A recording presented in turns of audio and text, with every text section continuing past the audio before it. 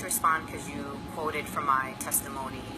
And Councilman Lancman, we don't agree on Israel-Palestine. I'm not going to get into that either. We're just not going to ever agree, and I don't care to agree with you on that. But what I will say is I was invited to New York University during MLK Week, and pro-Zionist groups and Jewish groups on college campus did a campaign on the NYU campus asking for New York University to disinvite me from the MLK Week. And the irony of the situation, again, comes to light. So the Jewish students are free to organize. They are free to call on the campus to disinvite me. They are free to advocate with their fellow students to not invite Linda Sarsour to come to their school, because Linda Sarsour is an anti-Semite. That's exactly what happened. The students on the other side, the Black Student Union, the Black Lives Matter chapter, the Students for Justice in Palestine organized, and they were committed to me and my attendance to speak at their college campus. The point here that we're missing is that people who are pro-Israel have the right to stand up for the state of Israel. You have the right to say and feel what you want to feel as an individual. What I don't think that people have the right to do is why we are experiencing Islamophobia in this country.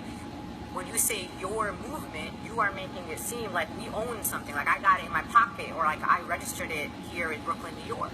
This is a movement, a collective movement of people all over the world. These are people I never met in my life, but we are aligned on a mission together. We are aligned on some principles and values. You can't take a movement and paint us all just like the Islamophobes say we must be all ISIS because we're Muslim. Like, this is the problem with where we are right now. I don't think all Jews are anti-Palestinian, for example.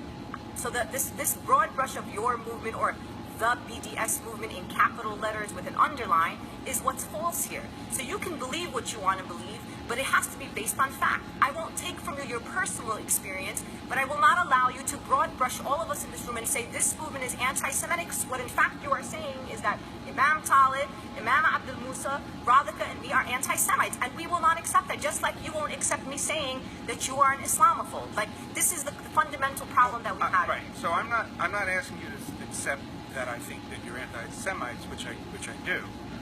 But you are Jewish. Did the chair of the committee, Mr. Mark Levine, hear that? You're entitled to your view, and I'm entitled to mine. I thought that's what started our conversation. So if we are entitled to each other's views, what I'm asking here...